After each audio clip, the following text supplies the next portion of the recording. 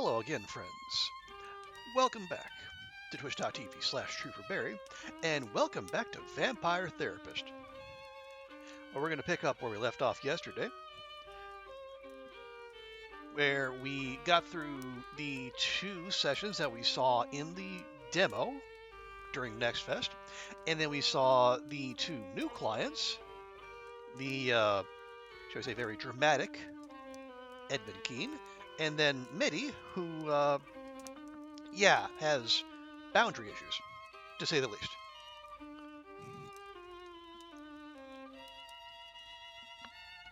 Oh, hey, oh look, there's, I didn't see this earlier. We dropped a save there. There are checkpoints. Ah, okay, so there are autosaves. Good to know. But yes, so we have 4 confirmed clients, and we see them once a week. Now, I don't know how much farther we have from here. Whether we're gonna see them, how many rounds we're gonna have with each of them. Might be 1, might be multiple. I don't know. But let's jump in.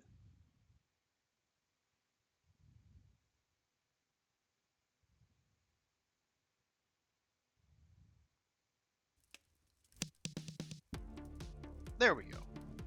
Now, I believe we did read Sam's journal entry.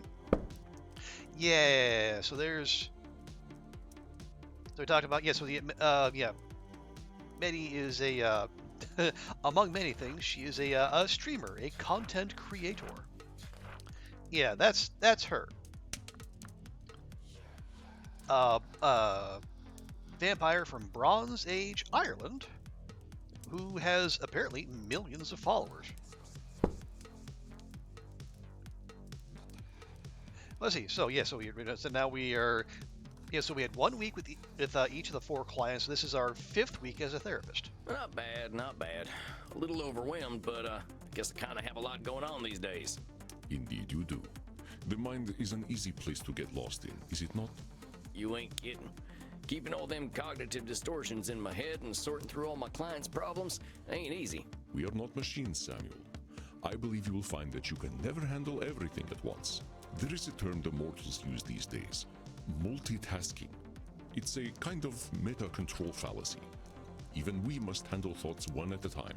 Yeah, there's no such thing as multitasking, chat, only doing multiple things in subpar ways. I guess. I just hope I can concentrate on my own therapy with all this stuff bouncing around in my noggin. I do not expect you to be an exception to the rule, my dear fellow. Let us see whether we can clear your head. I would like to introduce you to a ritual I have learned for stealing the mind. Ooh. This some kind of ancient vampire secret? Something the old ones gave you that's been lost to time? Something mortals could never imagine? No, it's just meditation. Uh-oh. That does not make the technique any less valuable. Now then, close your eyes. I will guide you through this process. Think of a place that brings you comfort. Where is it? I'd have to say the woods. I always liked being in nature. Then imagine the woods and let your thoughts come to you. Breathe in and breathe out. I shall let you begin. I ain't cut out for this therapy thing. And it sure is a tall glass of water. I miss my princess. I kinda miss farting. So what am I meant to do here? Man, focus.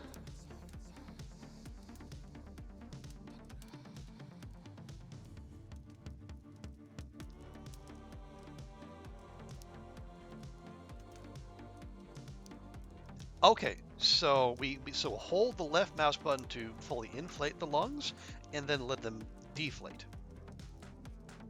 when the arrow flips.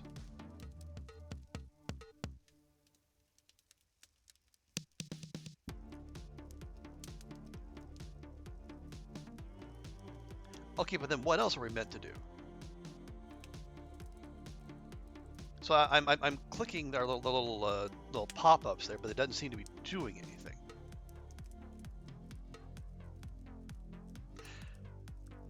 And we have the statements fading in and fading out.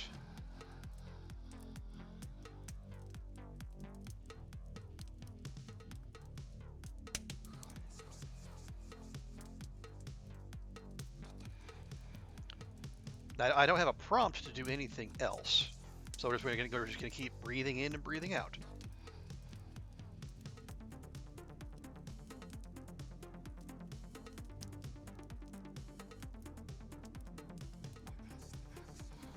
Who's got a pretty mane? Oh, okay, hang on. Wonder what's on Batflix. Okay, so I have to multiple click them. I'm so bad at meditating.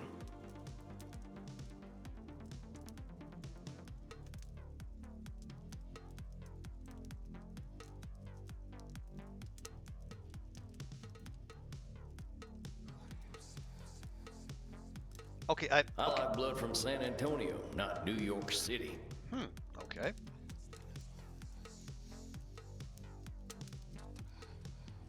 Relax, ain't no vampire hunters here. So we're inflating, and then Who's we're my favorite horse? Is it you? so inflate the lungs, breathe out, and then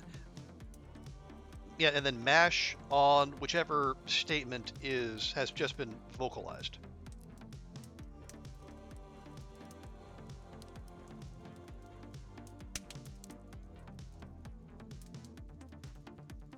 How are you feeling now? Okay, so there was no direction to actually to go click on the thoughts, but I think so. I think the idea is to keep breathing in and breathing out, and then just mash the button on the thoughts as they pop up. Yeah, all right. Fine, really. All them thoughts just feel like thoughts. What sorts of things came up for you? Well, I thought about my clients. I thought about all them cognitive distortions. My horse came up a lot. Your horse? Yeah, Princess. She was my horse back when I was alive. I still think about her every day. I can't really stop. I understand.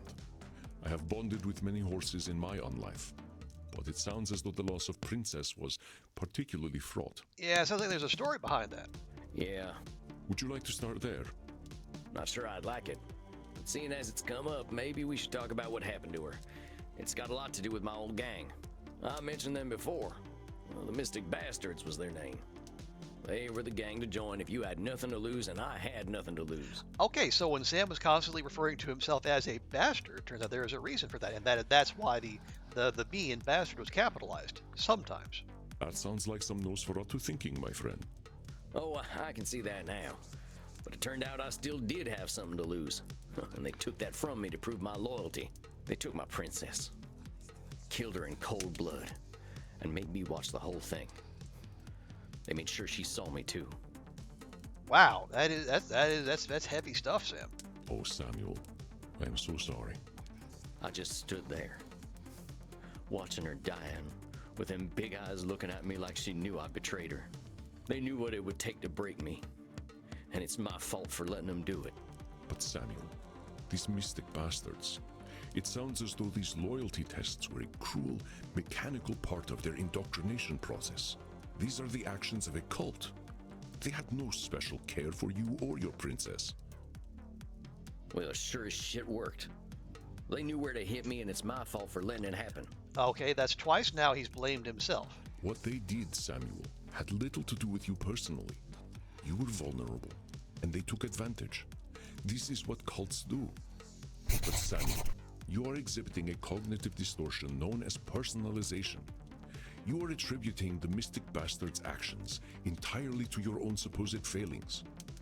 Oh, did we get another one? Yeah, there's only so much room on the bar there. Well, let's see. Yes, I think we're up to 6. We've got Nosferatu thinking, control fallacy, labeling, should statements, disqualifying the positive, and now personalization. Often we assume things happen because of us. Heck, often they do. That's why we get tempted by personalization, wrongly linking external events to ourselves in cases where realistically there ain't no definite link. Sometimes people actually are out to get us, or we do cause events, but sometimes we're doing some personalization. So examples, The Vampire Country Club doesn't allow cowboy hats. They made that rule just to discriminate against me. Or the cattle got spooked and ran off. They must have been scared of my face, not the thunderstorm.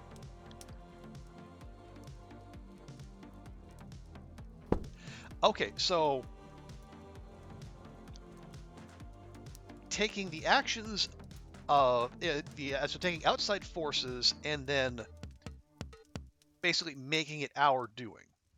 While it is natural to grieve for your horse, holding yourself solely responsible is neither fair nor accurate.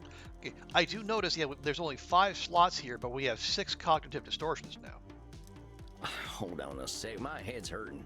I can't hold on to all them distortions all the time. Ain't personalization a lot like a control fallacy? Well, remember in our journal we did note that some of these distortions can be like subsets of other distortions. An astute observation, Samuel. Personalizations are often a form of control fallacy. Ah, there we go. While control fallacies often manifest as a belief that you have more control over external events than is actually the case, personalization is a more specific tendency to believe that external events are reactions to you. But let us leave control fallacies out of the picture for now. You are correct that keeping all distortions in mind at once is unrealistic. Aha. I would not interrupt your thoughts if I did not think personalization important. You are shouldering the blame for Princess's death. I can see that. Well, if it ain't my fault, who else's is it? The people who killed her? The mystic bastards, of course. Let me put it into perspective for you. I will make a series of statements, and you help me identify the personalization distortion. Okay, so what attributing things that were not in our control to something we did, or something like that. I overslept in my coffin because I forgot to set my alarm. Okay, no, that's a factual statement. I beat Crimson's neck last night and missed the vein because I was distracted. It was entirely my fault. No, that still kind of comes across as a factual statement. I'm sure Crimson gave him an earful for that. Batflix raised my subscription price again because they knew I would pay no matter what. Okay, there we go. This is attributing outside forces to some, to you. Or they're making it about, it is very much making it about you. Come on, they're Batflix is a streaming service. They're going to raise their subscription price again, no matter what you did. Well, that's the personalization. Batflix has no earthly clue who you are. They just raise their subscription prices anyway. Boom! Got him. Just as your gang planned to isolate members from their former lives. Do you see the connection? I guess so. I was just too stupid to see it at the time. Labeling. Ah, calling yourself stupid is what distortion? Yeah, it's labeling. But I should have known anyway. I knew that crew was bad news. I just thought I was bad news too. You should have known. That's another distortion of reality, Samuel. All right, fine. Should statement, whatever. So what the hell am I supposed to do, Andy? Say nothing's ever my fault and I don't gotta know nothing? This is a rather impromptu refresher course. I was responsible for getting that beautiful horse killed. She trusted me, and if I'd been someone else, she wouldn't have had to die in that awful way. But you're not someone else, and you couldn't have been. I am not asking you to lie to yourself. Far from it. And I am not suggesting that you absolve yourself of all responsibility. But what would you say if a friend came to you with the same story? Would you tell them what they should have done? Would you call them stupid? You said yourself that you joined your gang because they were the gang to join if you had nothing to lose. I do not think this is a circumstance most people choose. Yeah, I suppose. Remember, Samuel, we are trying to reframe our thinking by clarifying these distortions. I know it may feel as though I am picking on you, but I am not. Yeah, they got a little whiff of the Edmund about us there. Let us forget what you should have done to make room for a different distortion. Okay, bye-bye should statements. You are drawing a direct link from your emotion to the death of your horse. This is a distortion called emotional reasoning. Okay, well, let's read up on that. So now we're up to 7. Emotional reasoning. Excuse me. Let me put this in the proper context. Emotional reason is when we act like our feelings represent reality. But no matter how unhappy we are, feelings alone don't define the world. I asked Andy, ain't everything emotional reason? He said no. Emotional reason specifically when we project our feelings onto the world. The world can feel like garbage when I feel like garbage, but that don't make it reality. Examples. I get the shivers walking into this ghost town, so it's gotta be haunted. I feel uncomfortable around them young vampires. They must be up to no good. This horse trader feels trustworthy, so he must be. Let's do the deal. Okay, so acting like our feelings represent reality. I understand the guilt you feel, Samuel, but your guilt does not act on its own. This terrible thing, it did happen, and some choices you made undoubtedly created the circumstances for it to occur. You are not blameless, but let us restrict your blame to what you have actually done. I'm sorry. I get awful worked up when talking about my princess. You should have seen her, Andy. She had these eyes. She looked right into my tainted soul and still loved me. I understand, Samuel. We feel tremendous guilt when we fail an animal. When we look at reality, it is not to dismiss our burdens, but to process them fairly. I would like you to understand emotional reasoning so you can see how emotions color our thoughts. Please listen, and call me out when I am using emotional reasoning. Okay, so, again. Yeah, so acting like our feelings represent reality. I feel anxious. Perhaps it is the garlic naan I smell from the Indian restaurant next door. Okay, that's not emotion. Again, that seems like mostly. It does say feel anxious.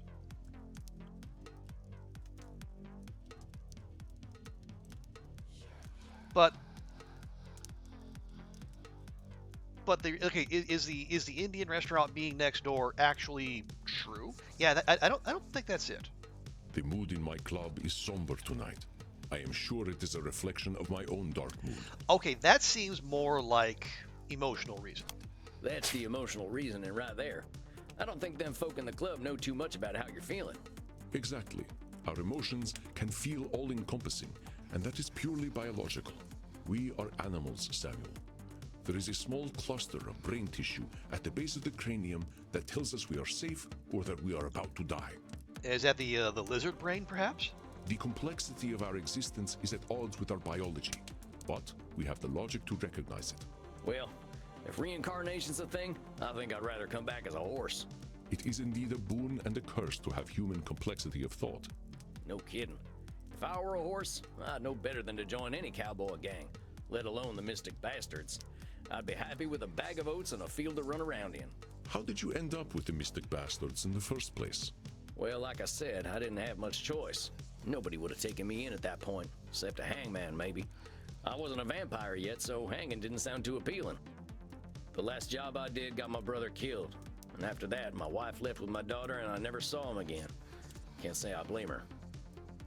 Yeah, that does sound like the past to feel like you got nothing left to lose. I didn't have nobody. Ain't no surprise that a vampire gang would be the only people to take me in. Aha, so that is how you turned. Yes, sir. It wasn't pleasant. Not the candlelight and writhing bodies sort of affair you see in mortal vampire stories. Yeah, the mortal vampire stories do have a tendency to get a little bit more sexed up. That is terrible, Samuel. The turning is never easy. How did they find you? That job that got my brother killed, we partnered up with one of them Mystic Bastards for it. He knew where to find me. And he knew you were vulnerable and that you had no place to go. I've thought about that. Were they setting me up all along? Maybe. But whether they were or not, I really didn't have any place to go. I know when them wanted dead or alive posters go up, folk find dead easier and more fun. Well, they do tend to get a lot less resistance. People saw me as outlaw scum when I was a kid, and there was no way they were going to be kinder knowing I was in a gang. You know this for a fact. You are certain that no one would have any pity on you at all, that your only recourse was to join your gang? I guess I don't actually know that no one but the bastards would have taken me in. Sounds like a cognitive distortion, huh? I mean, the whoever the transcendentalists you met were willing to take you in when you were a vampire. Would being a gang member have been more off-putting? I don't know. I think you see the patterns now. It may seem like pedantry, And perhaps it is, but pedantry is the search for ultimate truth. Spoken like a true pedant. It comes with being terrifyingly old. You discovered the cognitive distortion before I could point it out to you. It is a cognitive distortion similar to Nosferatu thinking. So let us put that particular distortion out of our minds for now. Okay, so so should statements, control fallacies, and now Nosferatu thinking are we going to get a whole fresh set? Are we going up for? Are we going 10 for 10? Yes, things were grim for you, but your experiences caused you to assume that there were none who would favor you with a kind eye. You were exhibiting the cognitive distortion of overgeneralization, the idea that no mortal could accept you. Okay. Overgeneralization is when we take one or two experiences and then assume future experiences will always be the same. Mortals overgeneralize when they think all vampires date high schoolers based on that one vampire book they read. We know what we've experienced, but it's a distortion to think our experiences represent a pattern or the whole of something. Examples. Every time I play poker, I lose. I'll never win this game. Or, Transylvanians sure are creepy. Or, I knew a man who smoked a pack a day and died at age 96. I reckon tobacco's fine. Boy, I've heard that more times than I am care to admit. Okay, so overgeneralization, again, much like it sounds, we take one or two isolated examples and we use them to color the rest of the world. This clouded truth made you vulnerable to the mystic bastard's approach. Damn. Maybe you ain't wrong, huh? I should have joined the Foreign Legion or something. Dang it, should statement. Your mind is not a cognitive distortion shooting gallery, Samuel. Cut yourself some slack. All we seek is recognition of our distortions, not perfection and not punishment. Let us test your ability to recognize overgeneralization. Then I believe we will have covered enough for tonight. Allow me to begin. Elder vampires are insufferable. They all think they know everything. Okay, actually, that could be one right there. Yeah, so maybe you met one or two elder vampires who are they're big jerk faces, but that doesn't necessarily mean they all are. Even though in vampire fiction, like the eldest ones, say the antediluvians, if you will, they do tend to be they have very high opinions of themselves. Wait, ain't you an elder vampire? You don't seem like much of a know-it-all. That's right, Samuel. Though in all honesty, I used to be quite insufferable myself. I aspire to be more patient these days. Let me continue. It seems to me that being a werewolf is pretty rough. Okay, that's not an overgeneralization, that's just a bad pun. Vampires from Transylvania all have funny accents. I want to suck your blood. Who talks like this? Okay, only Bela Lugosi, and only in that one movie. That seems like an overgeneralization, Andy. I ain't sure any of them ever sounded like that. Pretty sure they all sound American these days anyway from watching bat flicks all the time. Correct, Samuel. I apologize for the offensive accent. It was employed only to prove a point. Well done, Samuel. Your ability to identify cognitive distortions continues to impress. But let us bring things back to you. I do not ask you to absolve yourself of the things you have done. You did not have the tools to be mindful of the thought patterns that made you vulnerable to the mystic bastards. I have seen mindfulness take root in you, though, Samuel. I hope this session has been helpful to you. Okay, so...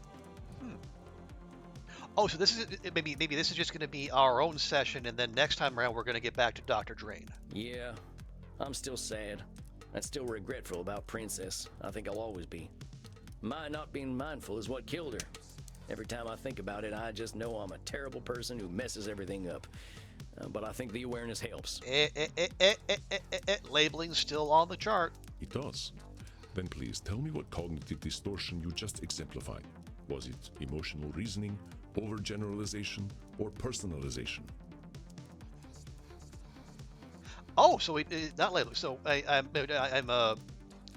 something who messes things up. No, I think it's... Okay, it's not... Well... Actually, yeah, it is kind of emotional reasoning. It's using his feelings about himself and then, using them. It is overgeneralization is taking like one incident and then using it to define himself. And personalization, yeah, I think it could very well be all of them. I guess it was kind of all of them. Masterful deduction, Samuel. Your sense of self-awareness is most impressive. There you go. Answer D, all of the above. Remember, cognitive distortions are not a cudgel to beat yourself with. Yeah, I was gonna ask about that. If we're spouting cognitive distortions all the time, ain't my clients gonna be mad at my constantly interrupting them? You continue to impress. Yes, we cannot bully our clients with distortions. Thus, I find it is best to clear our minds and focus on a few during each session. Ah, so maybe we can customize our bar down here. That'll do it. Keeping endless distortions in mind is not easy for a therapist either, after all. I think we have done excellent work tonight, and I'm certain you've built up a thirst. I know this evening was emotionally intense. Ask Crimson for some scotch. Like the drink or blood from someone who's Scottish? Drinking booze ain't exactly compatible with our biology, Andy. By scotch, I mean Scottish blood. Yay! It's iron-rich and quite delicious. I age it in whiskey barrels. the organic iron brew. That sounds pretty nice. I might just do that and call it an early night. As you wish, Samuel. Rest well, and do not lasso yourself so tightly, as you say. You are deserving of love, especially from yourself. I'm just gonna leave before I get more embarrassed. Very well, Samuel. Rest in peace, my friend. Okay, yeah, I mean we got some really good insight into Sam as a character there, and also we're busting out some new cognitive distortions. Samuel, greetings. You are seeing Dr. Drayne again tonight, yes? Okay, we're going straight in. But first, journal entry. I had a great weekend. I really needed to get out in nature again. I saw a whole bunch of funny birds I never saw back home and just enjoyed staying out under the stars. When I did run into mortals, they didn't speak a lot of English, but they could definitely do the accent. I guess they think all Americans sound like me. And yes, that is broadly accurate for Europeans. I couldn't get too close to them though, so I had to live on local wildlife blood. I drank from boar. Not bad, but I could have done without all the bristles. I'm back in Leipzig now. I just learned 3 new cognitive distortions. I think I'm getting the hang of this thing. Okay. Now, I was lax about this last time. I am going to go ahead and drop a save here. I mean, I don't know what's going to happen. We didn't get to a second session with anyone. Oh, right, before we do, a quick... No, I don't... No, there we go. Let's go to clients. Yeah, so let's... Yeah, so Dr. Drayne, just a reminder, English, he got a addiction problem to his own drug. He addicted to plasma, they can black out and do things he says he dislikes doing, but he says he reeks of blood and sex when he wakes up, and I don't know, he seems to keep doing these things he says he doesn't like. Likes a logical approach, doesn't sleep, irritable, again, doesn't sleep, loves should statements that may be a fair amount of disqualifying the thoughts. So if we do get to choose which distortions are along the bottom bar, make sure should statements and disqualifying are in there, obsessed with work, doesn't seem to like vampires. And we should figure out what this plasma stuff actually does. That's right. I'm keen to see how he's getting on. That fella's got himself wrapped up real tight. Do not expect too much change too quickly. It takes a while for thoughts to internalize, even when we know the truth of them logically. It took me only 2,800 years or so to internalize what I needed. And he's 3,000, remember. I don't think the doc's gonna be too keen to wait that long. I do not think he will have to. Unlike myself, he has you to guide him. Oh gosh, I barely know what I'm doing, boss. I'm not sure I can keep track of all these new distortions I know about. Disqualifying the positive. I do not expect you to. We humans are distortion machines, my friend. And actually, so now, Sam has been talking, kind of equating humans and vampires, and now, and Andromachos, also saying we humans. But let us ensure we address Dr. Drayne's core distortion. You know what it is, don't you? Well, I think we did just check, and we can't click. I think we said it's should statements. That fella's a should statement machine, I'll tell you what. That's right. We can be certain he will carry this distortion with him, but I would like you to pick the rest to keep in mind, Samuel. Up until this point, you have addressed client distortions in small clusters. But now that you are aware of more cognitive distortions, you will notice them everywhere. We must not use cognitive distortions as weapons to beat our clients with. So pick 4 more to keep in mind during your session. But what do I do if I detect he's showing the distortions I'm putting aside? You do not need to address all of them, my friend. You will not catch every distortion, and if you did, I believe your clients would find you irritating. I do not alert you to half of your cognitive distortions. We know that Dr. Drayne will exhibit should statements. What else do you think he will come to this session with? Oh, interesting. Oh, wow, we got 5 more to come. So if we picked up 3 during our most recent therapy session with Andromachos. Yeah, so that we had 6. No, 8. We got 8 now total. Yeah, because we picked up. Actually, no, they're not here. There's personalization, overgeneralization, and God, where's the other one? Emotional reason. Okay, so we got 8 total. So we picked 3. So we might have 1 or 2 more therapy sessions of our own where we pick up new concepts. Let's see. Well, we did mention disqualifying the positive. He does do a fair bit of Nosferatu thinking. Sure, the black and white thinking.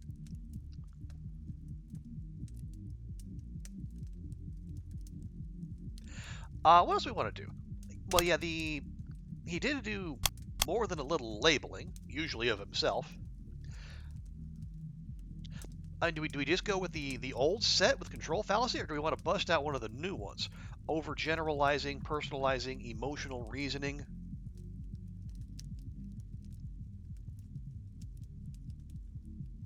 Actually, let's throw in some overgeneralization. Right, so should statements are locked in, and he does do a lot of disqualifying the positive too. That's what we had in our notes.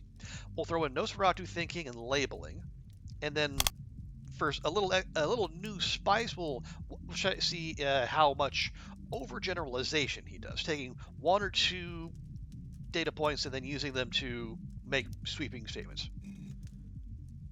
I think I've got what I need now. Very good, Samuel. I will leave you to it. Have confidence. It is well earned. I guess I just gotta believe you. All right, Andy, I'll do my best. I know you will. I will see you after your session. I think I'm ready, and here comes the man himself. Dr. Drayne, good to see you again. Yes, well, I wish I could say the same. I have not had the most productive month. Maybe he's actually been sleeping. Back on this productive wagon, huh? Last time we were talking about all them should statements. Yes, exactly. And what a waste of time that was. I took what we spoke about to heart, you know, like a fool. But the should statements, as you so tritely put them, were the only thing holding me together. You ignored the addiction problem I came to you with. Nay, worse, you told me it was fine. And oh, how eager I was to test that theory. I have partaken of my awful plasma almost every night. I am more monster than man now. Well, yeah, okay, so that is very much, labeling, like calling yourself a monster. But we did say it was fine, but again, we did. Well, actually, we never explicitly said it was fine. Just cut yourself some slack. That's all. Compadre, you are a labeling machine tonight. Let's slow down and see if we can talk through what's been happening. Let's start with this monster label. Last time you told me that this plasma of yours just made you let loose a little. That don't sound too monstrous to me. You forget, Sam. We are vampires. When we let loose, all the world suffers. Sounds to me like we could be having a fruitful conversation about moderation. I have a better idea. Seeing as you do not understand the gravity of the situation, I will make you understand. This is the plasma I've spoken of. Pure vampiric essence. I will show you how should statements are the remnants of our humanity. We should not be so quick to cast them away. So is he going to dose up right in front of me? Oh, this is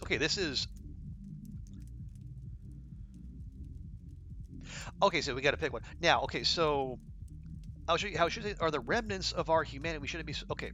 Hmm. Well, that's not. Well, yeah, it is a. Okay, yeah, it may be a little bit on the nose, but it does seem like yes, we should not be so quick to cast them away. Says who? I agree with you that should statements are human, but that don't make them universal.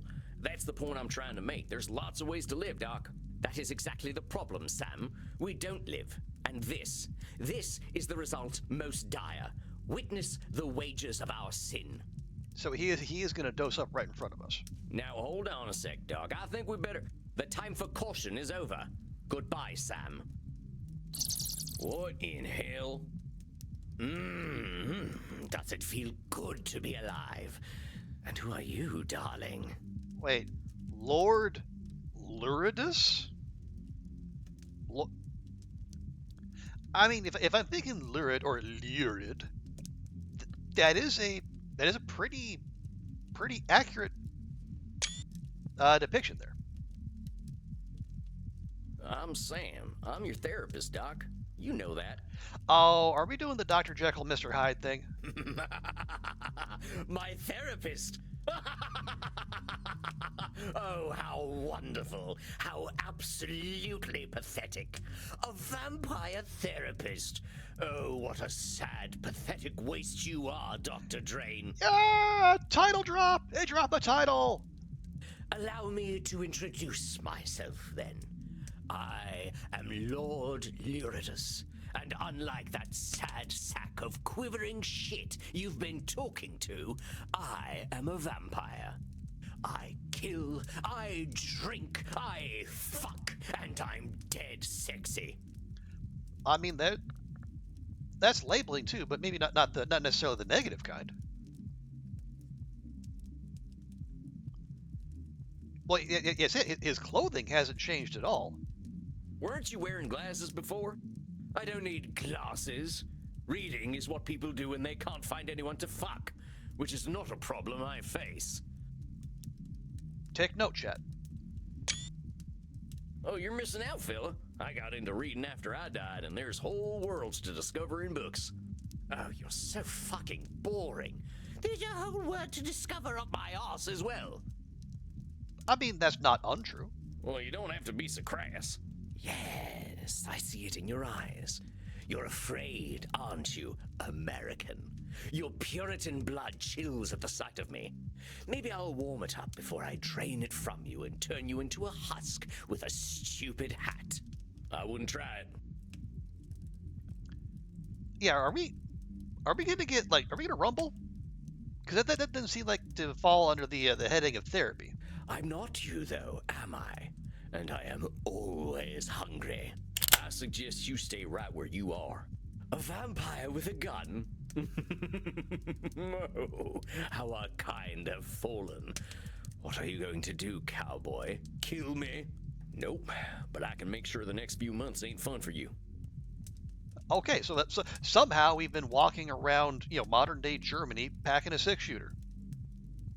Oh, how very kind of you to care about me, darling. It'll be our dear Dr. Drayne who suffers. But I need the little worm for now, so I suppose I'll let you live. Mighty kind of you. Now you just settle on down and we're gonna have a chat. Ugh, talking. We are animals.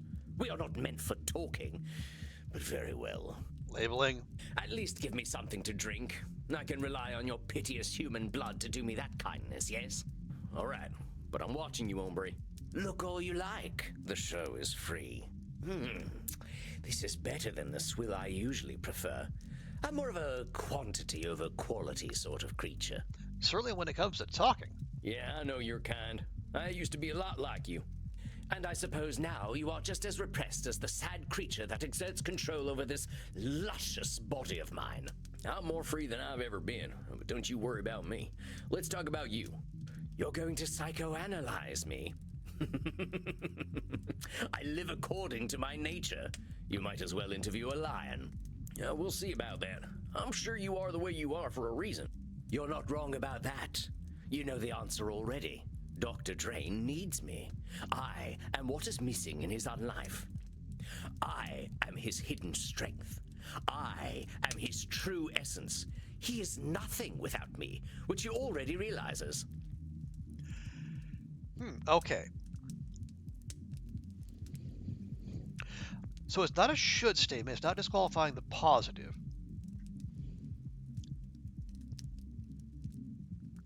Could be labeling, talking he's nothing. But it's more labeling the Drayne persona than him.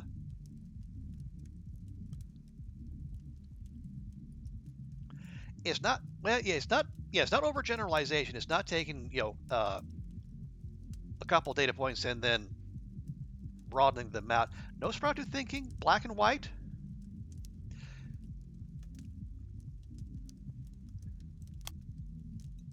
Lord Luridus seems to believe Dr. Drayne is a completely insignificant part of his existence. Is this true, Samuel? I am his hidden strength. I am his true essence. He is nothing without me, which he already realizes. Well, it's not, or is it disqualifying the positives of Dr. Drayne, maybe? You're forgetting something. A lot of who you are is because of Okay, Dr. there we Drayne. go. You know that fella denies himself a lot, and you do all them things he refrains from. Besides, didn't he make that plasma you sprung from? Do you know? You're absolutely correct. Very well. I'll give the little twerp his credit. He did bring me into existence, and what a wonderful existence it is. Were you aware that vampires possess absolutely no gag reflex? I can prove it. I mean, I was not exactly surprising, but I would really prefer he did not. I don't mess with my clients. But I'm not your client. That little rat man in tweed is. Of course he would deny himself the pleasure. You hear him talk about what he should do, but the sad creature cannot do those things. He should give in to me, and thanks to you, he has begun to. Okay, he should give in to me. Again, says who? Come on now, you're really countering his shoulds with your shoulds? I think that proves there ain't no such thing as a should everyone agrees on. But my shoulds are so much more entertaining. His have only bred him hundreds of years of pathetic existence. And creating synthetic blood. Well, that don't make a damn bit of difference. I bet there are vampires a hell of a lot more depraved than you who think you should be doing things differently. Really? Oh, you must introduce me. If there are holes I don't know about, I should very much like to know where they are. How old are you anyway? Dr. Drayne's been summoning me for 14 years now. Ah, a teenager. Oh, things are starting to make a lot more sense. You certainly sound like a 14-year-old. The transformation has already begun. I will subsume him. His body and his mind will belong to me completely, and Dr. Drayne will cease to be. Are you trying to fill my head with doubts? Do you even think that such a thing is possible? There is no such thing as doubt for beings such as we. We live or we die. That's all. And I will live. I notice a funny way you and Dr. Drayne talk about each other, as though you're totally different people. You really think that's true? Okay, there was Nosferatu thinking going there, but we never got a pop-up. Have you spoken with our pathetic little doctor? You know, he doesn't drink real blood. That's why he's so weak. Okay. Noted. Hold on, how's he even alive if he's not drinking blood? Oh, the little ball of shame didn't tell you. He's not even a vampire. He drinks that synthetic trash he produces instead of real blood.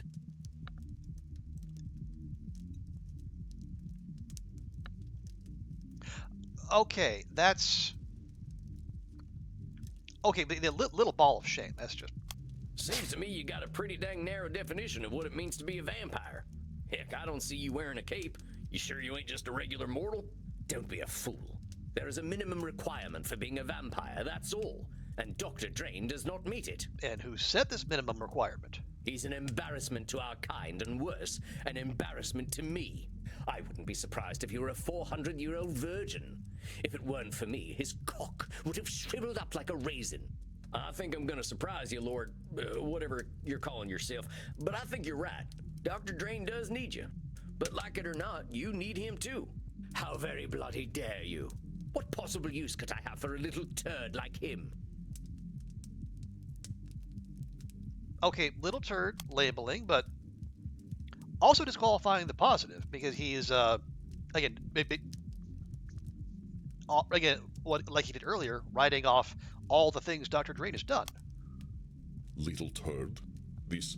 Okay. How very bloody dare you? And none at all, long as you keep calling him names. You keep thinking of him as being a turd, and that's all he's gonna be. I admit, Dr. Drayne might have a thing or two to learn from you, but he ain't gonna learn as long as you keep antagonizing him. Oh, come now, the little worm likes it. He is far better at hating Dr. Drayne than I am, and I find him entirely loathsome. Then you ain't giving him room to grow. How would you feel if someone just called you an animal? He'd probably like it. I am an animal, pure and perfect. I don't care what anyone thinks of me.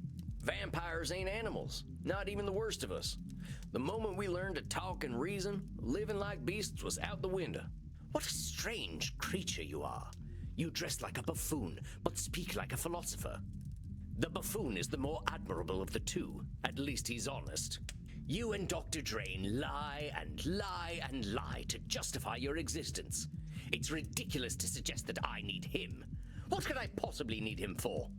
When I tire, I sleep. When I lust, I fuck. When I thirst, I kill.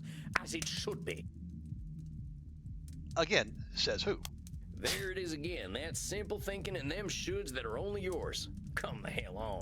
You think we vampires should just go on autopilot? Fuck, sleep, kill, repeat? Well, naturally, we should ensure that those things are fun. Otherwise, what's the point in doing them? That's it right there. I agree with you entirely. About time. I'll remove my clothing then. Or perhaps I'll remove yours. No, definitely not. Not so fast. You're missing the point.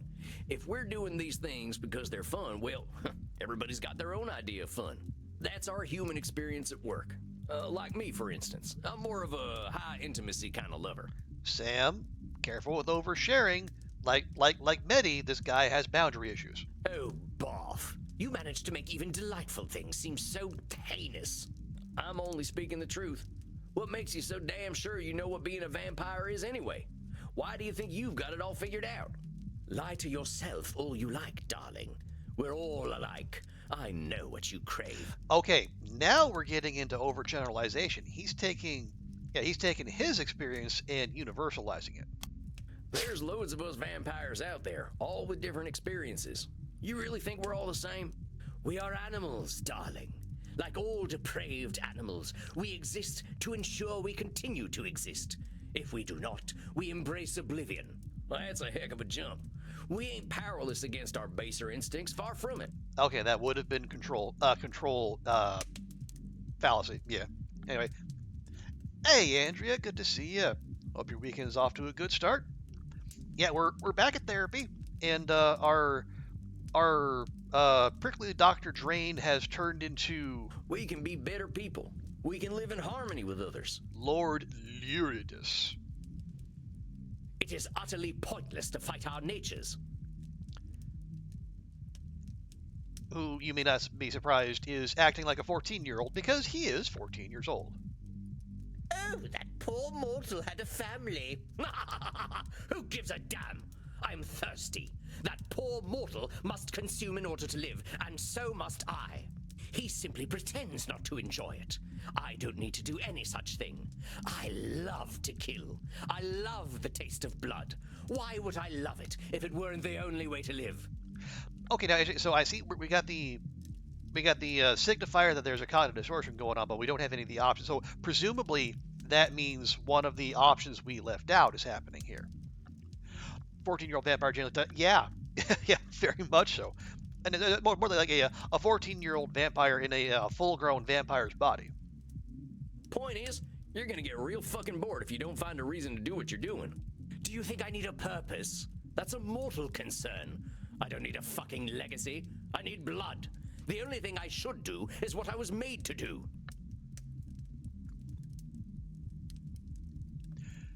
Okay. Yeah, so... Well, I don't know about... Okay, well the question's about the making, but yeah, it is very much a... I think we noted this in our diary, journal, what have you. the guy, whether it's Lord Luridus or Dr. Drayne, they keep peppering us with should statements.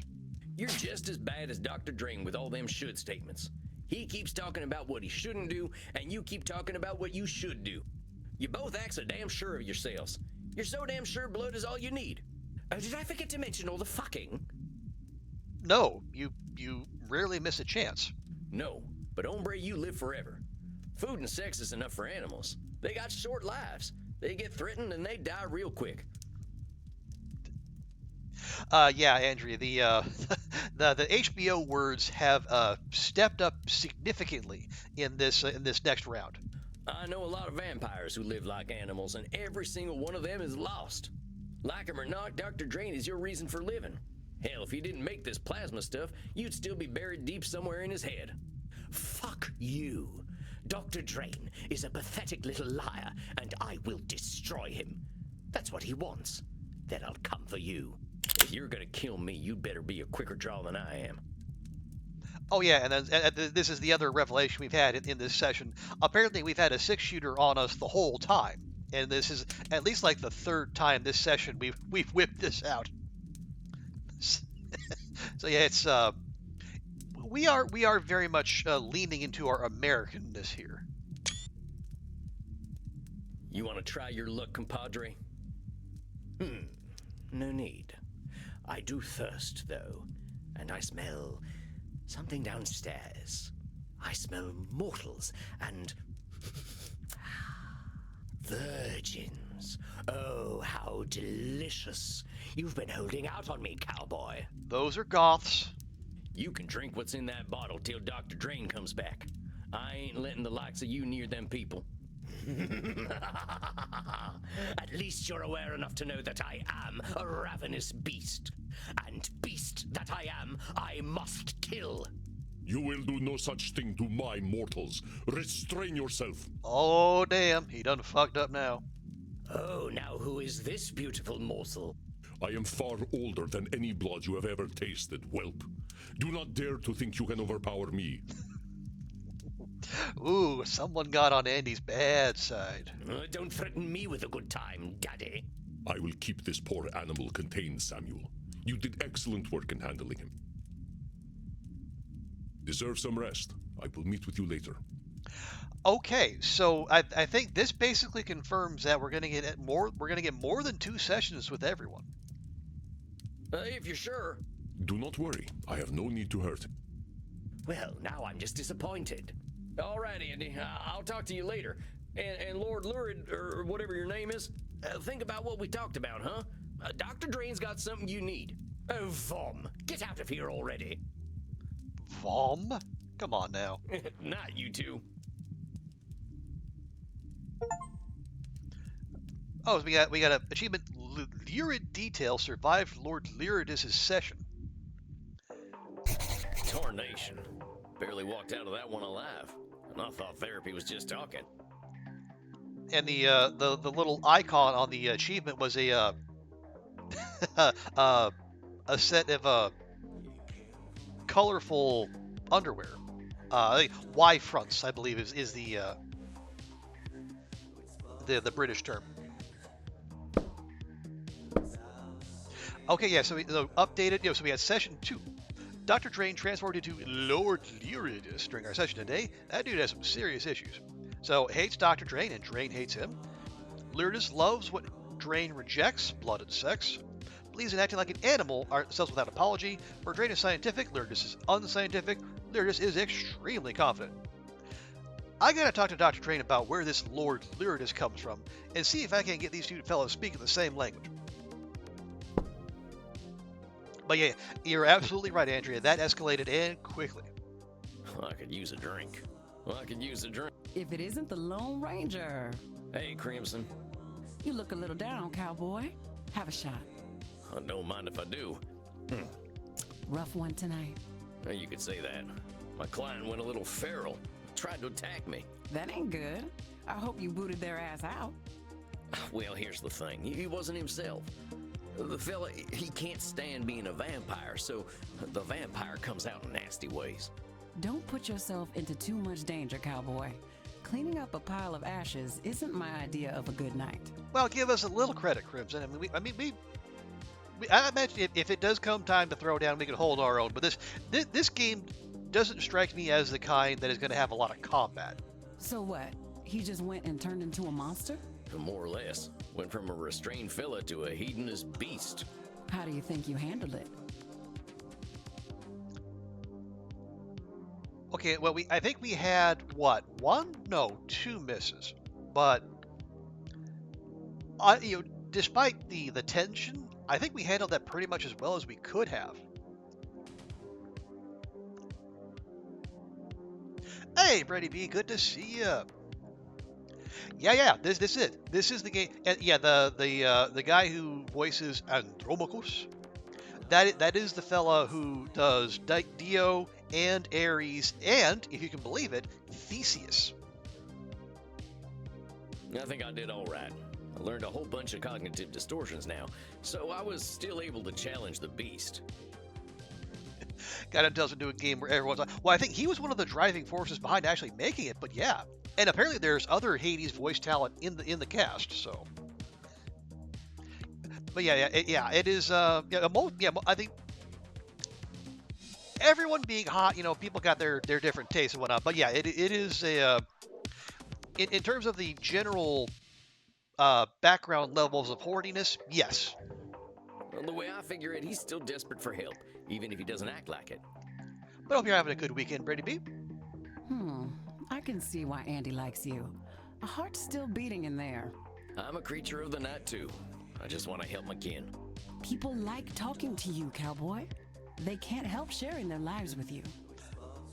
Well, we are their therapists, so that's kind of the job. Whatever it is about you, folks are always going to prefer talking to you over killing you. Well, here's hoping that continues. Otherwise, it's going to be a short game. I surely do hope you're right. You know my big secret already. I wouldn't have told it to you if I didn't believe in you. Well, that's mighty kind of you, Crimson. I'm humbled. Quit it with the aw shucks stuff. Now you're just trying to be cute. And making success visit. Oh, here we go. Our resident goths are back. Oh, hey, it's my little buddies. How's it going, kids? Yes, this is Reinhardt and Maxi, our friends from the opening of the game, yeah. Bad. I'm sorry to hear that, Maxie. What's going on? Make some room, Kinder. I've got customers to serve. Go talk in the kink room. Would you like to chat in the kink room, Maxie? I would like that very much. So what's going on, Maxie? Yeah, and for the record, these two are not vampires, they're just goths. We established that early on. You procrastinated work on Friday, so you got to play catch up tomorrow. Oh, well, that's things. But at least you got today, right? Hopefully, you can't blame CrowdStrike and just give yourself a little time off. My boss yelled at me today and made me sad. Oh, Maxie. Well, what happened? Someone injected a malicious SQL query into our API and used it to execute code. We did not have our queries parameterized, so they were able to drop the user table entirely. Maxie, darling, you know who you're talking to here. This is a man who you had to tell to get a laser printer. Do you expect him to follow any part of that? I warned the back-end developers that this would happen, but I got all of the blame. That sounds like a real mess, Maxie. Reminds me of the time I forgot to lock the gate on the cattle drive. By morning, every last cow was gone, just like your user table thing. Exactly, Brady B. They saw this coming. The vampire prophecy came true. Well, maybe your boss was hopping mad, but I bet next time they'll listen to you. Am I the only one who is now aroused? Yes. No, Reinhardt, I am also aroused. All right, fine.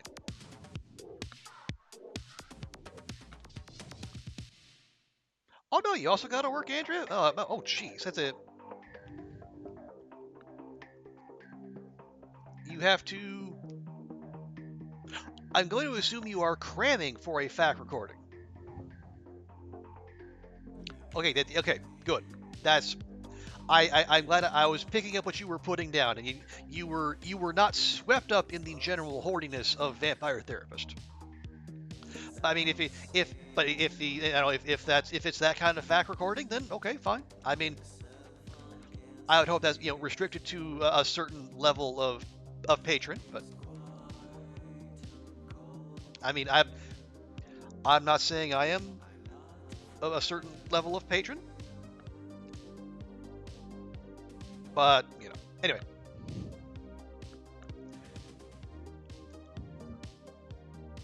Okay, get on over here and pass me some neck. Okay, and so yeah, I don't. Honestly, of all the things that have happened so far, I think this blood drinking minigame might be the thing that makes me the least comfortable. We gotta go for the red. I feel as though all my worries have been sucked away. Okay, we got her first. Last time it took a couple tries. Remember, we want the red. I am well acquainted with this feeling, Hazi. And you will be once more. I think that's my cue to get to my coffin. You scared the American away, Maxie.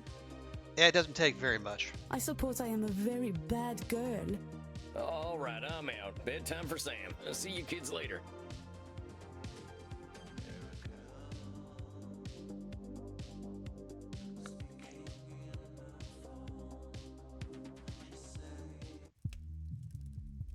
Samuel, greetings.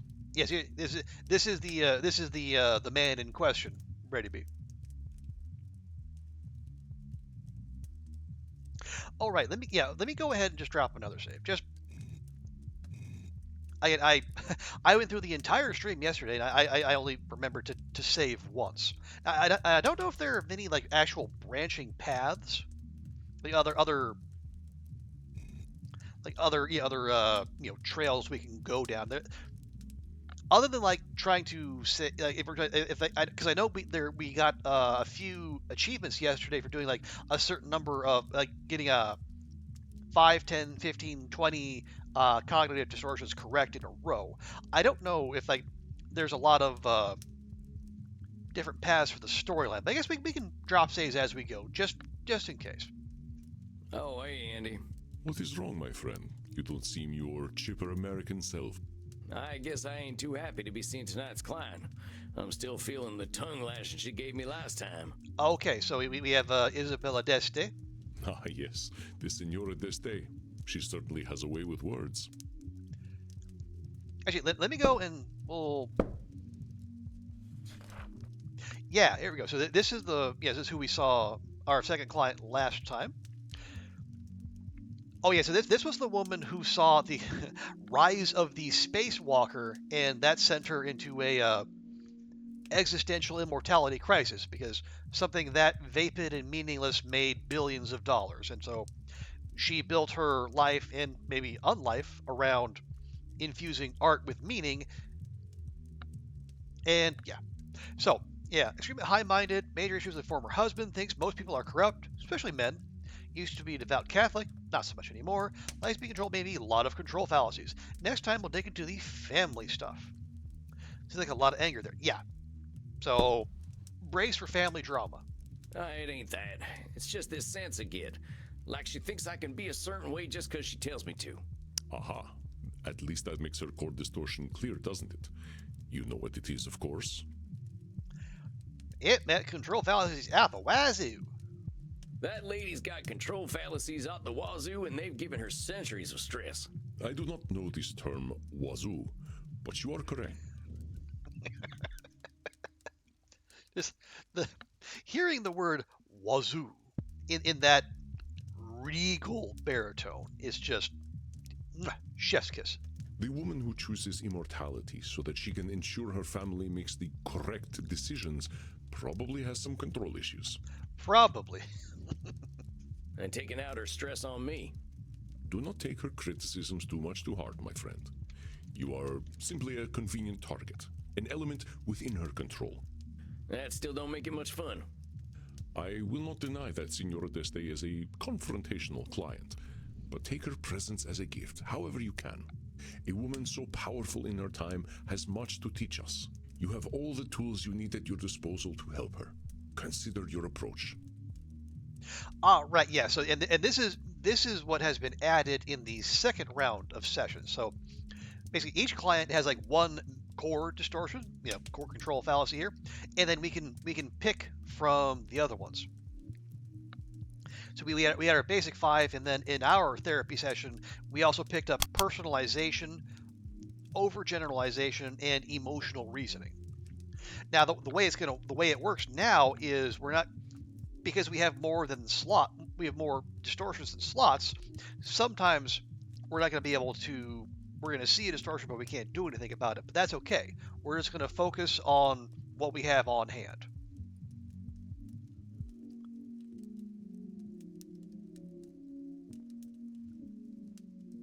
Well, I think Nosferatu is thinking generally pretty broadly useful.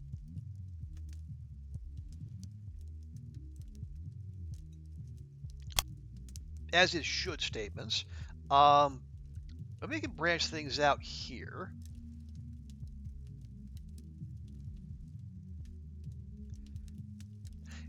Yeah. So I mean, yeah. Maybe we'll throw in some emotional reasoning. Like a therapy deck build. No, well, yeah, it's now taking kind of that, but we don't. I think the quality of the session doesn't depend on which distortions we choose, as far as I can tell. Now, I could be completely wrong about this. This is all new to me. We did not have these in the demo. Excuse me. So emotional reasoning,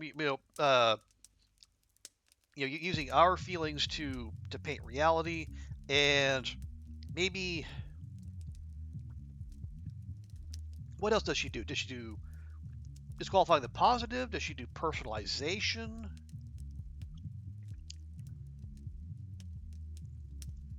Overgeneralization?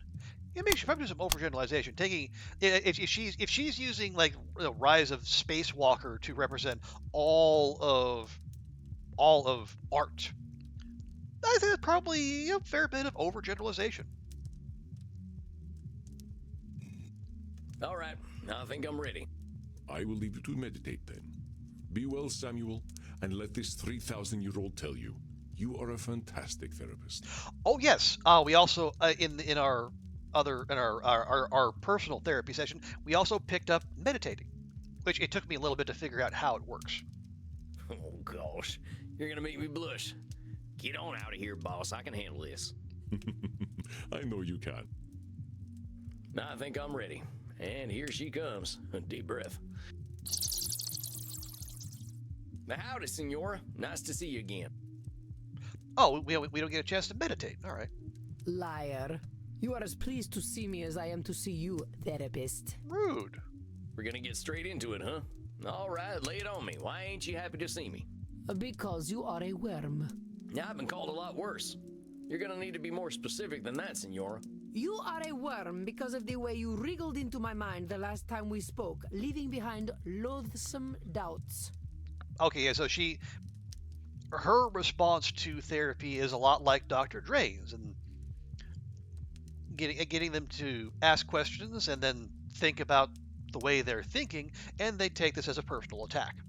The only reason I am here is to confront you for your beastly behavior. I come to you in crisis, and you suggest that I am the cause of my own woe. Aren't you supposed to help me? Senora, you came in here telling me that art is dead. How am I supposed to help you with that? I don't know. But telling me that my existence has been a complete waste of time is not comforting. You're the one saying that. We never said that. I definitely don't remember saying that, Senora. What I said is that you ain't gonna change the world for anyone. But that doesn't mean your work wasn't worth anything. That's what I call...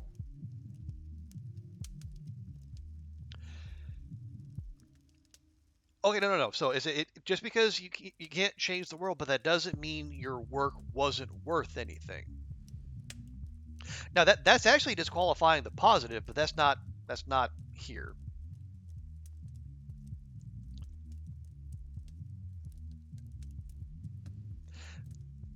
Oh gosh dang it! If you're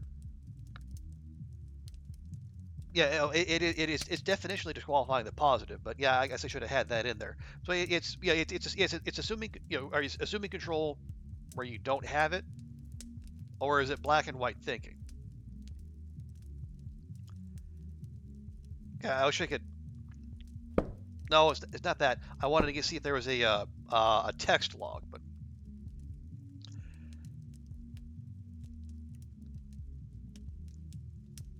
it doesn't mean your life, what your work wasn't worth. Or it doesn't mean your work was worthless.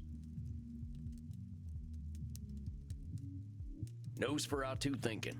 Remember what we talked about? There's always going to be people who want Space Wars, and there's always going to be people who want Michelangelo. Michelangelo? Who is Michelangelo? The guy what painted the Sistine Chapel. Michelangelo. Michelangelo did no such thing.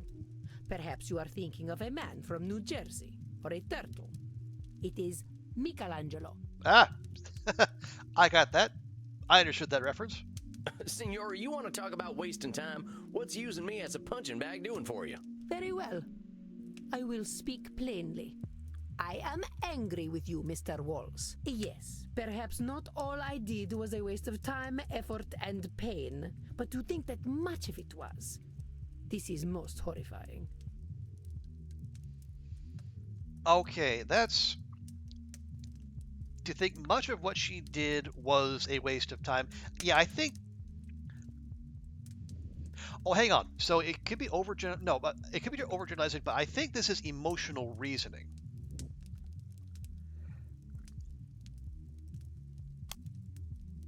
Listen carefully, Samuel. It is not only truth that harms the Senora, but also the way she perceives truth. Yes, perhaps not all I did was a waste of time, effort, and pain, but to think that much of it was, this is most horrifying. Much of it? Listen carefully, Samuel. Oh, god dang it. It is not only... Yes, perhaps not all I did was a waste of time, effort, and pain, but... Maybe it'd help if we looked at that wording you used. A waste of time, effort, and pain. Even if you didn't achieve your goals in them efforts, you can't just say they were a waste of time. Now, if you were sitting in bed for 400 years watching bad TV, then I might agree with you. A disgusting notion. I am already dead. I do not need my mind to actively decompose by watching Batflix's latest trash. So maybe let's reserve waste of time for trash, huh? I can see why it'd be upsetting to see something you put a lot of effort into not work out. It is more than upsetting. It is devastating. I did not just fail to bring the understanding of true beauty into the world, I failed to bring it to my own familia. Okay, here we go. Now we're getting to the family stuff. I watched them die, Mr. Walls. It was not the physical death that caused me the greatest pain, but the spiritual death. Hang on, one... Just making notes of like little things in case you want to ping little bat games and they want to do a quick patch. They had no care for the Gonzaga name nor the Deste name. Despite my sacrifice and all my efforts, they pissed away my legacy. Oh boy, sounds like there's a lot to unpack here. It is a dark and painful story, Mr. Walls. A story where my greatest joy turns to ash, and I was powerless to stop it. Powerless, you say? When last we met, did I tell you about my son? You did not. No, I don't think so. Federico. Ah, my dear Federico, my little clown, my delicate artist, my beautiful boy. I suffered for him, Mr. Walls. I put up with my husband, Frankie, and all his brutishness, all his licentiousness. All for Federico. I raised him to be intelligent and clever, to understand the gentle arts and philosophy. I raised him to be a Deste. And then he grew up to be a banker? But for all my efforts, I could not cool his Gonzaga blood, and it persisted for a century, to the ruin of our house. Okay, cool his blood does sound like assuming a level of control you probably don't have. I hate to break it to you, senor, but every kid's got two parents, whether they know them or not. And kids have got minds of their own. I refuse to believe that we are trapped by our blood. What was my destiny as a girl? Men of my time said it was to be servile and docile. A political pawn. What saved me from that fate? Knowledge, study, an appreciation of art, music, history, and literature. In the same way, I should have been able to save my son. Okay, there's a dunker. Why do you think you should have been able to save your son? I was his mother. If I did not save him, who could? I'm not saying someone else could. I'm saying that responsibility to save your son, that you should save him, doesn't line up with the truth. It ain't some kind of destiny for one person to save another. Clearly, it was not my destiny to save my son. But my failure did not end with my darling Federico. I was only 153 when the once great Gonzaga house surrendered all its honor to the hated Spanish. Really? Was there beef between the Italians and Spanish? I stood by, useless as a statue, as the Gonzaga name burned in the war of the Mantuan succession. Okay, that that sounds just plausible enough to be real. I mean, Isabella d'Este was a real figure, so I mean the War of Mantuan Succession was a real thing too. That'll be one for Wikipedia. But yeah, what's this about the War of Mantuan Succession? What's this War of the Mantuan Succession all about? Do you know nothing of history at all? Oh, very well. It all began because my fool of a great-great-grandson, Vincenzo II, did not listen to me. Instead of dutifully procreating with his wife, he decided to impregnate mistresses. Ah, a succession crisis. When he ate himself into the grave, the line of succession was broken, and the French and Spanish swarmed upon my home like cockroaches. I killed a great many of them myself, but it was not enough. Eventually, the Gonzaga lands were given away to both countries. Of course, this is common knowledge. I would have had your tutors beaten. I think that's going to be a lot of common knowledge for someone who grew up in the American Old West, Missouri to be specific. Senora, the only tutors I ever had showed up after eating a can of baked beans. Okay, now Sam, you are dealing with a classy lady here. Maybe ease off on the fart jokes. Disgusting. The hated Spanish? You say that like everyone hates the Spanish. Must I mince words with my therapist? Naturally, I do not include the Spanish among those who hate the Spanish. I don't know. You ask a few people in Catalonia, they might. I don't hate the Spanish. I've known plenty of fine Spaniards. I doubt you know much about fine company, but your pedantic point stands. Not all hate the Spanish. Very well. From now on, I shall say, the Spanish, who are hated by myself and sensible persons. Oh, we can talk more about the Spanish later. So wait, there's a whole ass war going on and you're supposed to stop it? How's that work? I gave up my humanity to guide my familia through the ages. If I could not do that, what was the point of becoming undead? Okay, that's another if-then statement. Yes, that's... See, yeah, so if I could not stop a war, I might as well have just gone and fully died. Wait a sec, Senora. You're saying that if you couldn't guide your family, becoming a vampire was entirely worthless. Is that true? Mr. Walls, what is our purpose other than to leave a legacy? Do you suggest we float through existence like spineless jellyfish? You're a clever, intelligent woman, Senora. The opportunities you got ain't nothing like mine. You're taking it to extremes. I'm saying you're putting all your eggs in one basket, but you got loads of baskets and loads of eggs you're ignoring. I do not desire those eggs or those baskets. You know that for sure? No, of course not.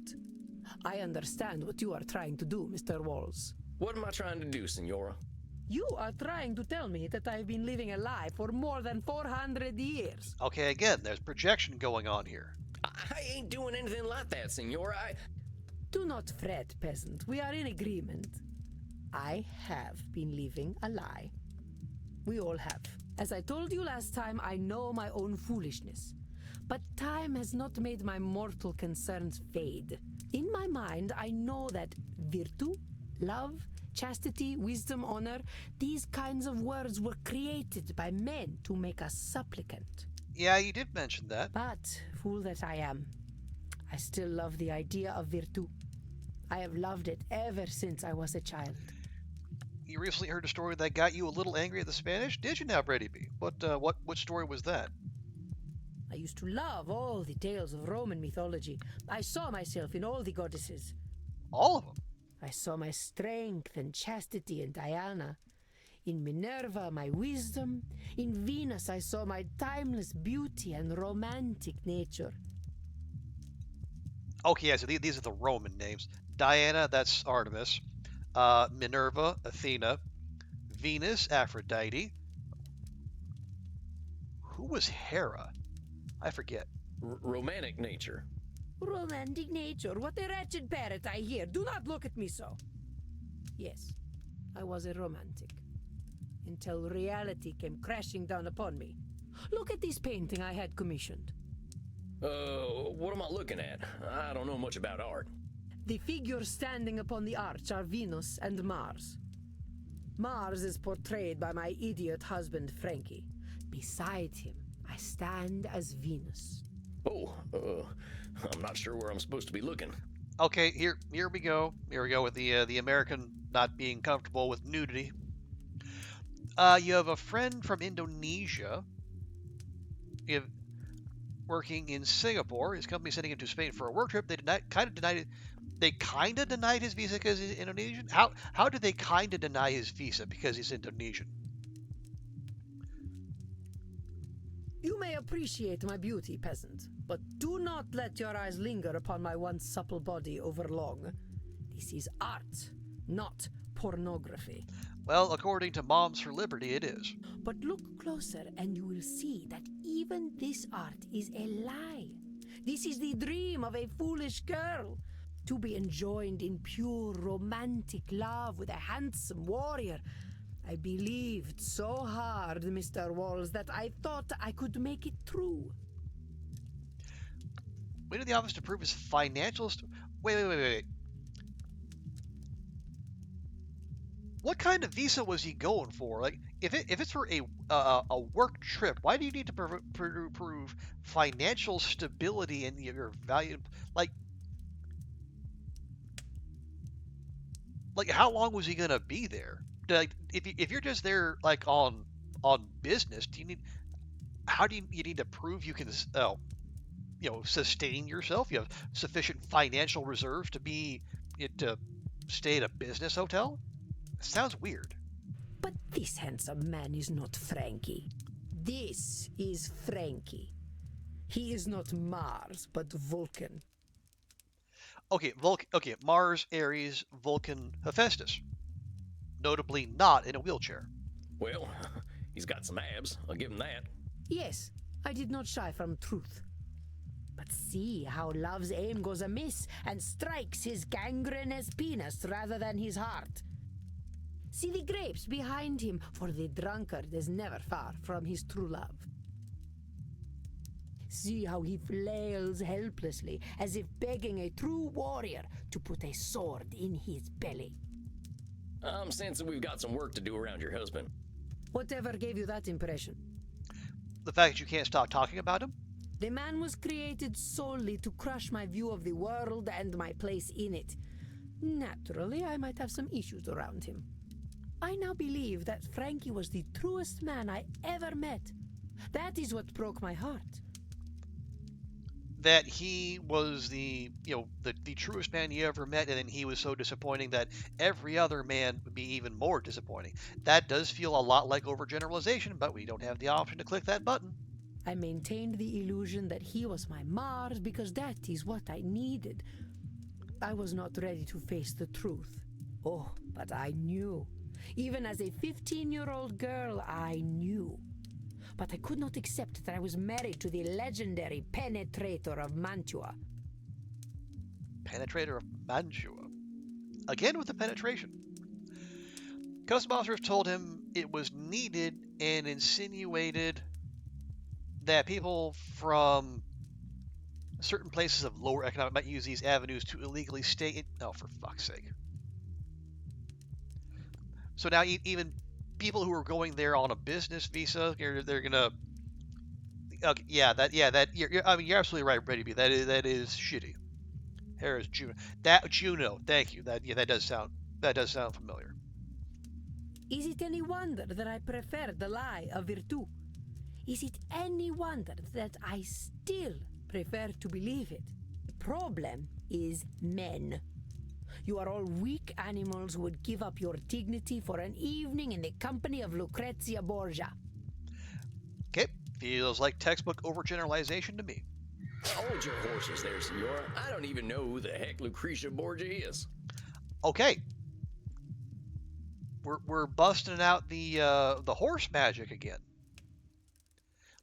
This is what we need. We had Edmund Keene in a couple of weeks ago, and he was gaslighting us to the point of like turning up all the flames around us. We had to bust out our horse whisperer abilities to bring him back down to reality. She is the inventor of twerking. All men flock to her, as I'm sure you would. They say she was blonde, but she looked like a redhead to me. You know what they say about redheads. Kissed by Lucifer. Rude. I mean, look at Carrot Top. You think Carrot Top was kissed by Lucifer? Yeah. You remember Lucrezia Borgia, one of the Assassin's Creed? Yeah, that is a whole series that I have completely missed. Dang, Senora. Your overgeneralizations are building up and making you see whole groups of folks as awful. Redheads, men, Spanish. Now, I know you got your reasons for feeling the way that you do, real personal ones, but recognize where your experience is making you narrow your thinking. I mean, Senora, I'll be straight with you, as you're a tough lady. Here's where I think it's coming from.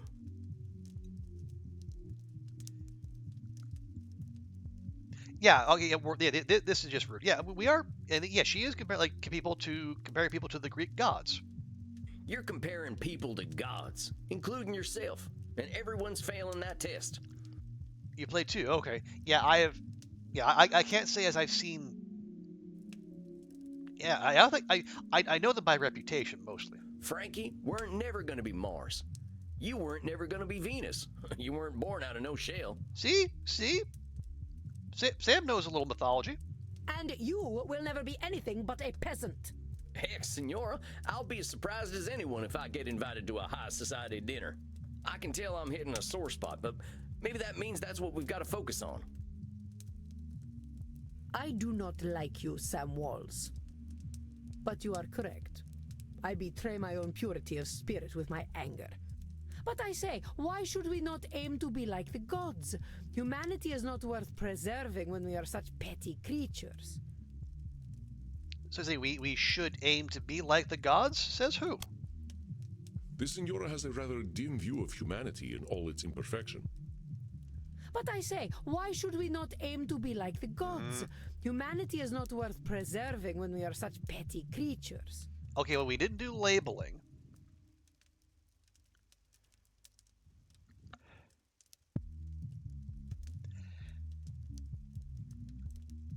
Yeah, yeah, petty Venus. Yeah, have you heard what the way she talks when you don't choose her in a trial? Okay, so yeah, I think so. It's not worth preserving when humanity ain't worth preserving if we ain't like the gods. Come on, Senora, even the gods weren't perfect. You're ignoring the good about being human and giving the gods a mighty big pass on their flaws too. Very well documented flaws at that. I suppose Jupiter was a bit of a fixer-upper. You should hear what he did as a swan. You should hear what he did as a golden shower. I think I'd rather not. Senora, humanity is all we got. Even if we're immortal, every word we're speaking is a result of our humanity. Yeah, we make a lot of mistakes, and some of us sound like peasants, but all that messiness is worth something. It makes us who we are. Senora, I don't think you're a goddess. I think you're way more interesting and impressive, because you're real. Well, you have great wisdom for a peasant, Sam. And your kerchief is a fetching shade of red that matches your eyes. Okay, that was a sudden turn. Well, thanks, Senora. Let's focus on you, though. What happens if you're not that perfect goddess? I suppose I have always felt that if I could not live to my ideals, I would be left with nothing. I would be discarded like Frankie's mistresses and die of some sex disease. Okay, so if I don't live up to my deals, I will have nothing. That is a lot of Nosferatu thinking. Senora, I don't think there's any universe where you're discarded. A woman of your strength and intelligence ain't ever gonna be forgotten. Maybe things didn't turn out the way you hoped, but you made do with what you had pretty damn well. No matter what, you're holding a pretty nice set of cards. Just because you don't have a straight flush doesn't mean your life was worth nothing. Please, Mr. Walls, do not say toilet words in front of a lady. But I understand your meaning. I mean, you're the one who was saying your legacy was pissed away. If that's not a toilet word, I don't know what is. You are correct, I think. It is hard to imagine my falling so far. Oh, Mr. Walls, I know you speak the truth. I wielded great strength in an age where women were not respected. But I alone feel the weight of my family's collapse, so I feel responsible for it. Okay, I think this is emotional reasoning. You using our here. Let me double check. This is one of our new cognitive distortions. Yeah, emotional reasoning is we act like our feelings represent reality. So she feels like it feels like a better way for her family's collapse. I know it's a lot to bear, Senora, but that weight you're carrying doesn't mean you're the one destined to carry the weight. You get what I'm saying? This sounds like some of that excellent peasant wisdom of yours. Please explain. What I'm saying is that feeling you've got doesn't create truth. You feel that you have ultimate responsibility for your family, but that feeling doesn't make it so. Or, to put it in the internet age lingo, feels are not reals. Yes, I see. No one gave me this responsibility other than myself. That's exactly it, Senora. But I was the only person capable of preserving my family, Sam. That is what makes my failure so poignant. The only person capable of preserving the family, again, assuming control you don't have. Senora, what if you weren't the only person capable of preserving your family? What if no one person was? I don't know. I never considered such a thing. Well, try to consider it now. What if you accepted that whatever was going to happen to your family was going to happen? You sound like a Calvinist. Never mind with the labeling for now. How would you feel if you knew nobody can control what happened to the Gonzaga house? I think I would feel relieved. Senora, whatever happened to your family, fault never belonged to you. You were the one who named yourself responsible. No one else did. Look at who you are. And I think you can be damned impressed at who that lady is. Damn you. Oh, I think we might have a breakthrough. Too late, Senora. Look, let's wrap up tonight, huh? I think you did great. You probably got some stuff to think about. Yes. Thank you, Sam. I will see you in a month. Of course, Senora. I'm looking forward to it. Okay, so we're at least going to have a round 3. Goodbye, Sam. Samuel, it appears you have an admirer. Or yes, for the YouTube title, Facts Don't Care About Feelings. Old Italian lady destroyed with facts and logic. Yeah, I have been careful to excise such videos from my YouTube recommendations. Turns out one easy way to do that is don't watch anything but video game channels. Oh, shucks. I think Isabella d'Este has liked fewer than 5 people in her hundreds of years of existence, and you are one of them. Well, okay. Nothing but video game channels and Room.org TV. Remember, though, that romantic entanglements between a therapist and client are absolutely forbidden, in case you are tempted. Come on now, Andy. I ain't gonna do anything like that.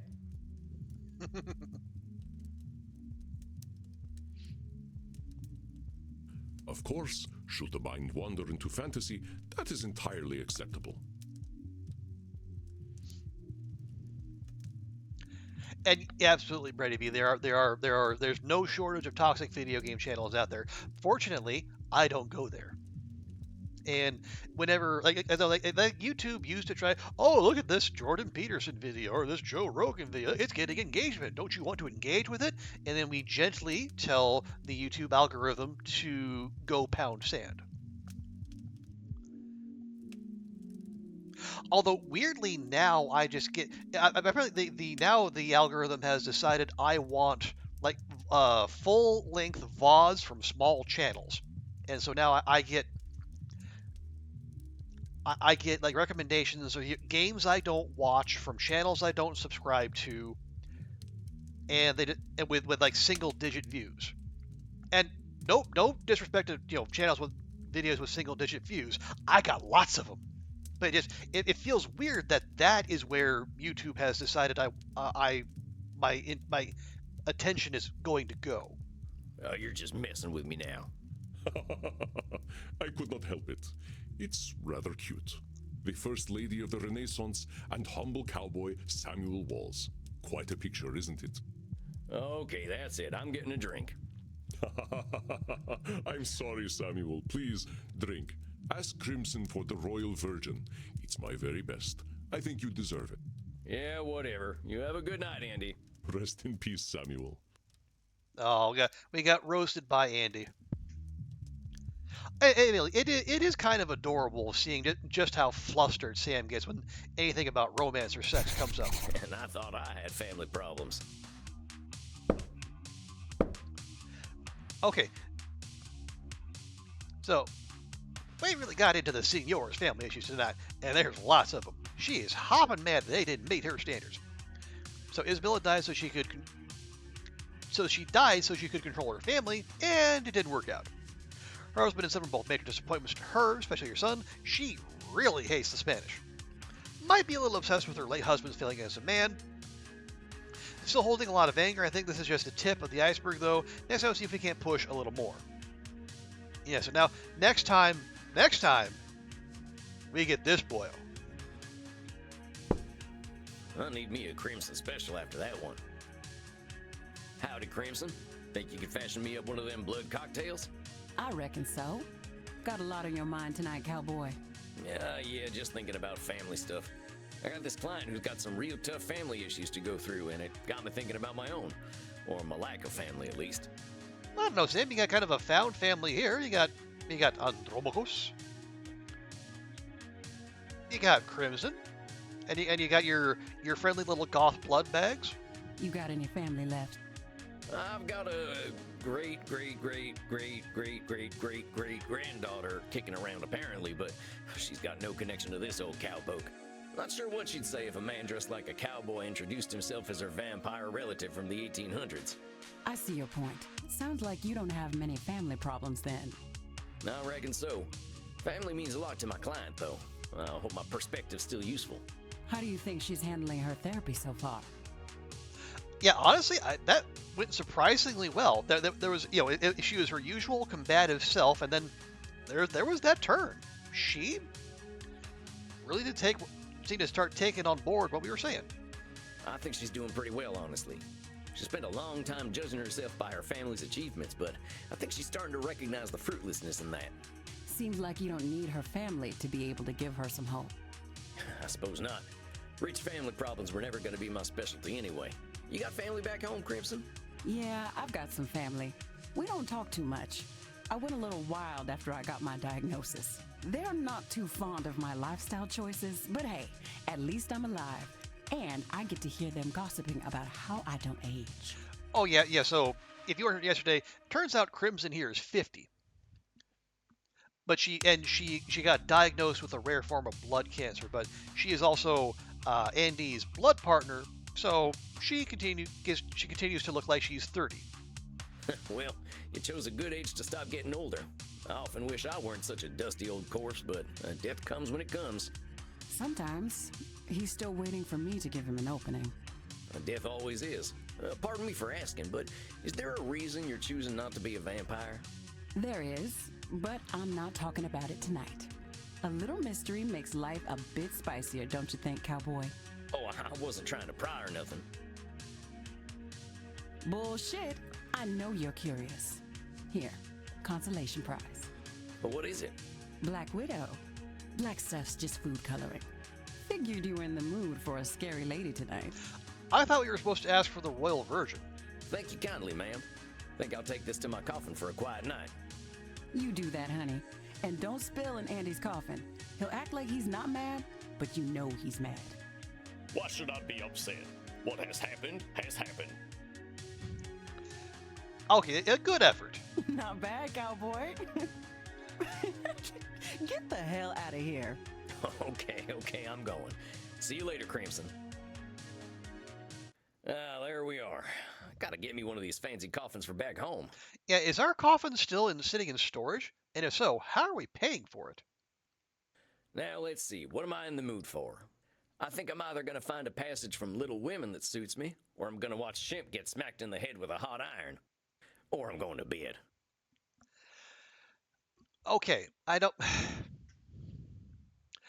The fact that we're about to go into round 2 with the ever-dramatic Edmund Keene, maybe we should lean into the culture.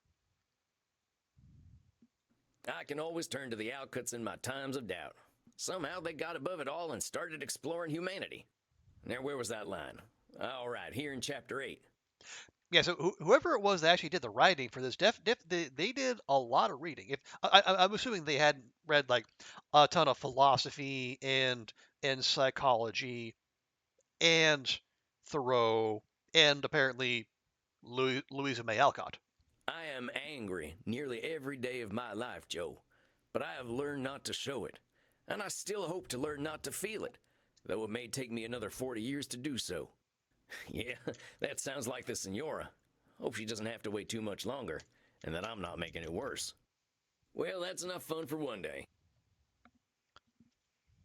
Good night, son. See you in hell.